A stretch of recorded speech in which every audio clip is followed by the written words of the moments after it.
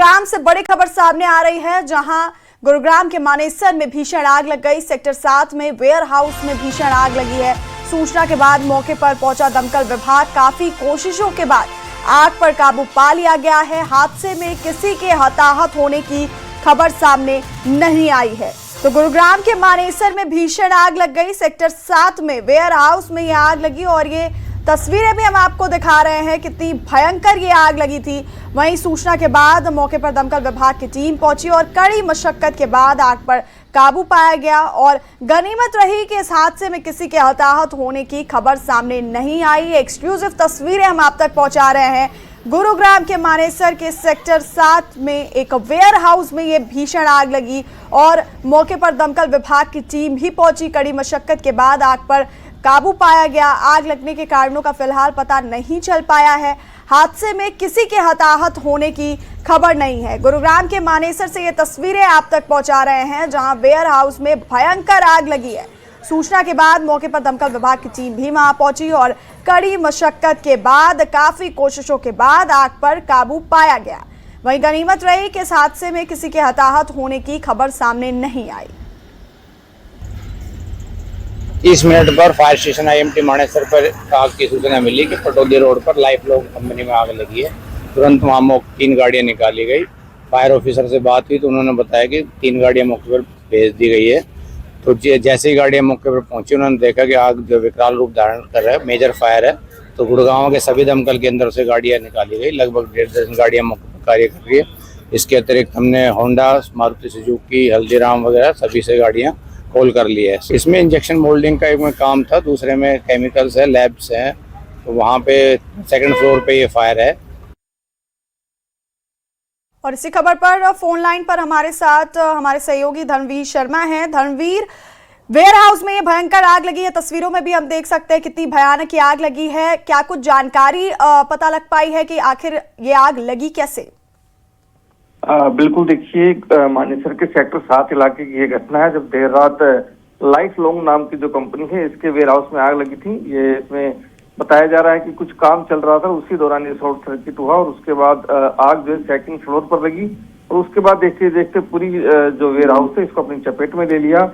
2 दर्जन के करीब जो गाड़ियां हैं फायर टेंडर्स की, वो यहाँ पहुंची और उसके बाद आग पर बड़ी मशक्कत के बाद काबू पाया गया है। गनीमत ये रही किसी जानमाल का नुकसान नहीं हुआ है, लेकिन जो वेयर हाउस है वो पूरी तरह से जलकर राख हो गया है।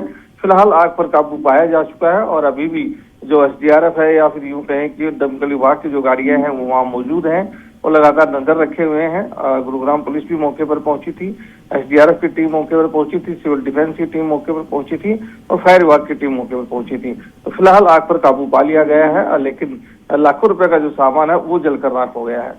जी, बहुत शुक्रिया आपका धर्मवीर, ये जानकारी हम तक पहुंचाने के लिए। तो गनीमत ये रही कि हादसे में किसी के हताहत होने की खबर सामने नहीं आई। वहीं आग कैसे लगी है इसकी जांच अभी जारी है। सेक्टर 7 में गुरुग्राम के मानेसर में ये भीषण आग लगी है वेयर हाउस में, और ये तस्वीरें भी लगातार हम आपको दिखा रहे हैं। वेयर हाउस में कितनी भयंकर आग लगी है और सूचना मिलते ही मौके पर दमकल विभाग की टीम पहुंची और काफी कोशिशों के बाद आग पर काबू पाया गया। और दिल्ली दंगों में IB ऑफिसर अंकित हत्याकांड में ताहिर हुसैन को दोषी करार दिए जाते ही सियासत तेज हो गई है। दिल्ली के CM रेखा गुप्ता ने इस मामले में आम आदमी पार्टी को जमकर घेरा। CM ने कहा कि ताहिर हुसैन को आम आदमी पार्टी ने संरक्षण दिया था। CM रेखा गुप्ता ने कहा कि क्या केजरीवाल, संजय सिंह और बाकी आम आदमी पार्टी नेता इस पर जवाब देंगे।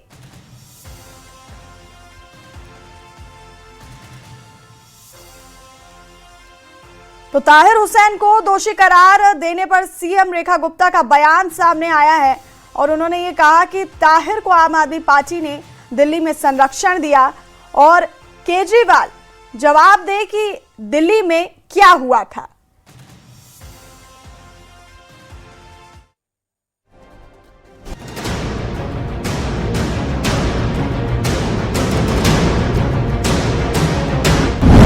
अंकित हत्याकांड में ताहिर हुसैन समेत 5 दोषी करार। फैसला 91 गवाहों और वैज्ञानिक साक्ष्यों पर आधारित। मामले पर 23 जुलाई को होगी सुनवाई। 25 फरवरी 2020 दिल्ली दंगों की आग पूरे शहर में फैली थी। उसी दिन इंटेलिजेंस ब्यूरो के युवा अधिकारी अंकित शर्मा अचानक लापता हो गए।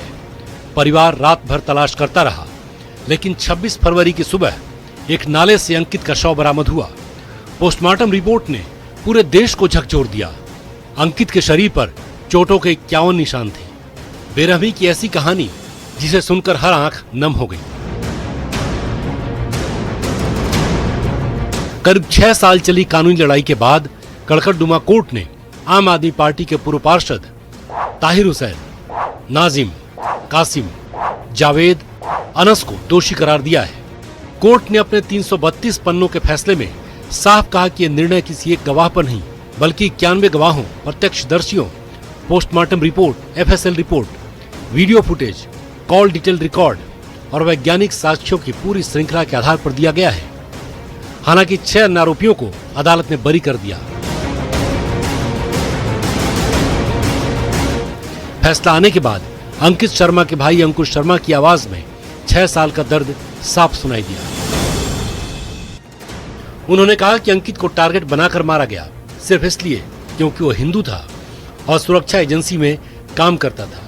परिवार ने अदालत से सभी दोषियों को फांसी की सजा देने की मांग की है। उधर ताहिर हुसैन ने कहा कि उनके साथ इंसाफ नहीं हुआ। उन्होंने फैसले को दिल्ली हाई कोर्ट में चुनौती दी है।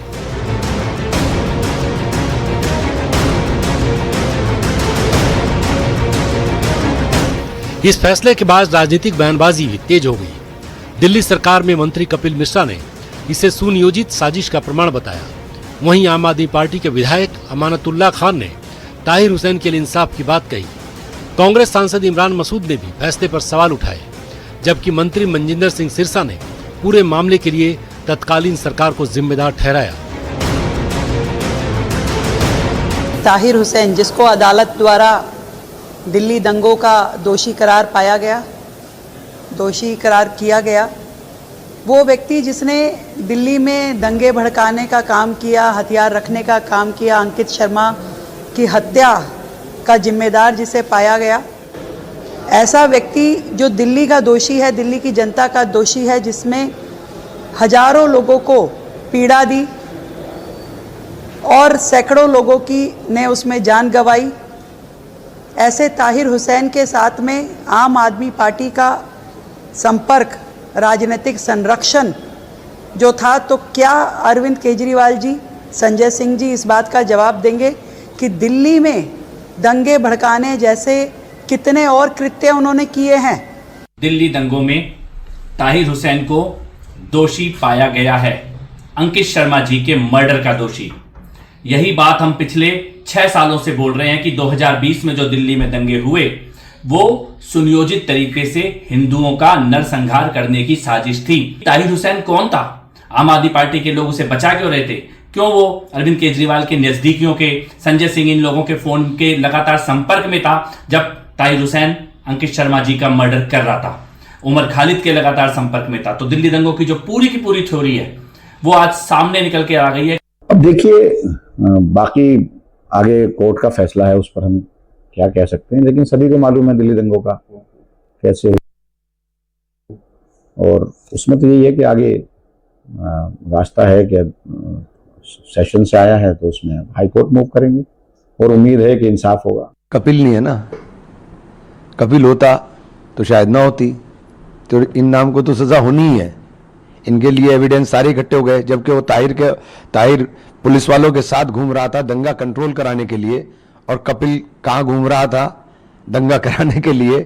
कपिल बाहर है और ताहिर अंदर है, बस यही तो फर्क हो रहा है। जब कोर्ट के एविडेंस सामने लाएगी और बयान सामने लाए गए कि किस तरह से ताहिर हुसैन ने अपने पास वेपन भी रखे थे, उन्होंने मॉब को इंस्टिगेट भी किया था, उन्होंने अंकित जो एक आईबी का ऑफिसर था उस पर अटैक कराने के लिए भी कहा और अंत में उसका कत्लेआम करवाया।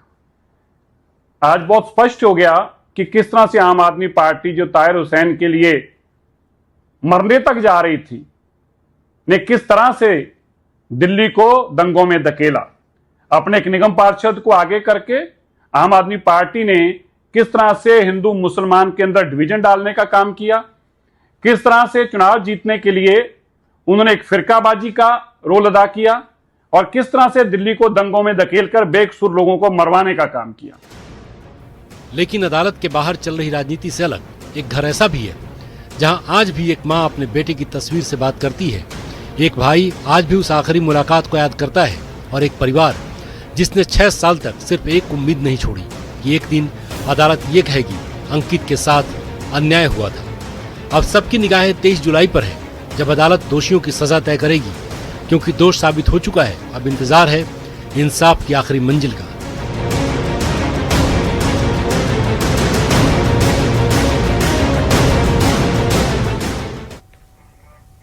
और दिल्ली कैबिनेट की बैठक में बड़ा फैसला लिया गया। दिल्ली की सड़कों पर दौड़ेंगी 2800 नई बसें। ईवी पॉलिसी के तहत 2800 नई बसें मिलेंगी। तो दिल्ली कैबिनेट की बैठक में ये बड़ा फैसला लिया गया। दिल्ली को प्रदूषण मुक्त करने के लिए दिल्ली कैबिनेट का ये बड़ा फैसला। दिल्ली की सड़कों पर अब 2800 नई बसें दौड़ेंगी। ईवी पॉलिसी के तहत दिल्ली को 2800 नई बसें मिलेंगी।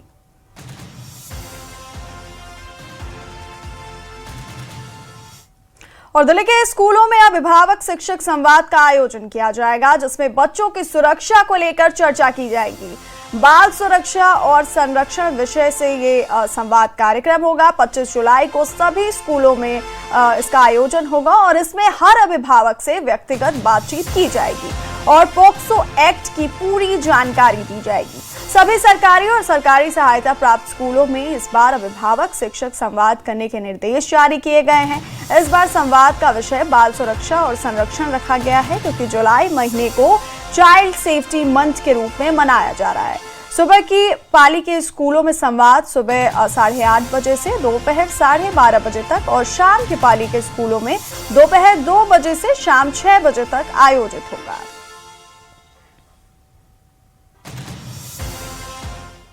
कांवड़ यात्रा जल्द ही शुरू होने वाली है, जिसकी तैयारियां शुरू हो गई हैं। इसी कड़ी में शाहदरा में प्रशासन पूरी तरह एक्शन मोड में है। जीटी रोड पर जिला प्रशासन, दिल्ली ट्रैफिक पुलिस, एमसीडी और पीडब्ल्यूडी ने संयुक्त अभियान चलाकर अवैध अतिक्रमण हटाया। प्रशासन का कहना है कि श्रद्धालुओं की सुविधा, पैदल यात्रियों की सुरक्षा और यातायात को सुचारू बनाए रखने के लिए ये कार्रवाई लगातार जारी रहेगी। जीटी रोड से बड़ी संख्या में कांवड़िए गुजरते हैं। ऐसे में मार्ग को सुगम और सुरक्षित बनाने के उद्देश्य से पहले ही अतिक्रमण हटाया जा रहा है।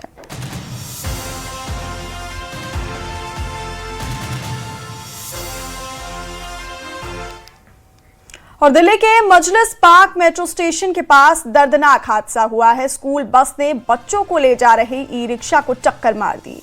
हादसे में 12 साल की स्कूली छात्रा प्रियांशी की मौत हो गई। बच्ची ई रिक्शा से गिरकर बस के नीचे आ गई थी। पुलिस ने बस ड्राइवर कमल सिंह को हिरासत में ले लिया है और जांच शुरू कर दी है।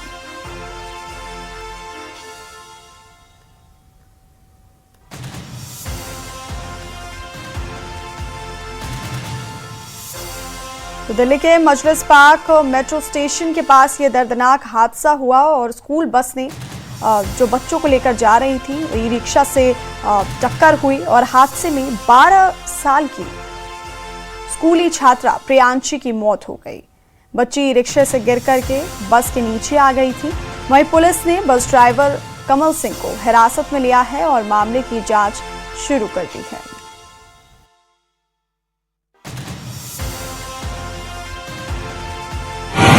सर सबसे बड़ी बात है, मैं अपनी बिटिया को छोड़ने गया था तो ये लोग आगे पीछे ही जाते हैं। तो आज ये पहले पीछे बाद में गए हैं, पहले मेरी बिटिया गई है, सब साथ ही जाते हैं। तो वो रिक्शे से टक्कर लगी है बस की, तो बिटिया गिर गई थी और रिक्शा आगे चला गया था, तो बस उसी पे चढ़ गई। अच्छा, कितने साल की है लड़की और कौन सी क्लास में पढ़ती है? 6th क्लास में पढ़ती है। मेरी 10-11 साल की लड़की है। 12 साल की है। मैं घर जा रहा था अपने, जब मैंने उधर भीड़ देखी, वो लड़की पड़ी थी बस के उधर। अच्छा। बस वाले ने कर रखा था, बस मैंने कोई उठा नहीं रहा था, कोई ध्यान नहीं दे रहा था उसको। सब वीडियो बना रहे, ये कर रहे थे, वो कर रहे। मैंने उठाया उसको और एक आंटी थी, उसको स्कूटी पे मैं लेके आया। अच्छा, बस वाले ने रिक्शे में टक्कर मारी थी? टक्कर की तो बात हुई थी, मैंने देखी नहीं, टक्कर की ना। अच्छा। टक्कर उधर लग गई थी, सब यूँ बोल रहे थे वो लड़की थी ना उनके साथ, उन्होंने बोला टक्कर मारी है बस में। बच्ची ऑन द स्पॉट खत्म हो गया? अभी उधर तो थोड़ी चल रही थी। अच्छा, पहले से वो बच्ची बोल रही थी, जब आका बोल रही थी। अच्छा, मतलब जब आप थे तो मतलब थी जान उसमें? थोड़ी आका की नहीं। अच्छा, जब हॉस्पिटल लेके आए तो यहाँ पर डेड डिक्लेयर कराया? दिल्ली के जहांगीरपुरी का इलाका फिर चाकूबाजी की घटना से दहल गया, जहां एक युवक पर चाकू से हमला किया गया। हमले का आरोप सनी नाम के शख्स पर लगा है। पीड़ित के बयान के आधार पर पुलिस ने जांच शुरू कर दी है। सीसीटीवी खंगाले जा रहे हैं और जल्द ही आरोपी की गिरफ्तारी का दावा किया जा रहा है।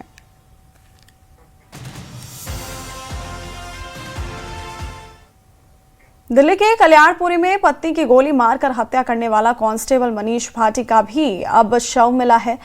दिल्ली पुलिस के कांस्टेबल मनीष भाटी ने मामूली विवाद के बाद बीच सड़क पर अपनी पत्नी प्रियंका की गोली मारकर हत्या कर दी थी। वारदात को अंजाम देने के बाद आरोपी कांस्टेबल मनीष भाटी मौके से फरार हो गया था।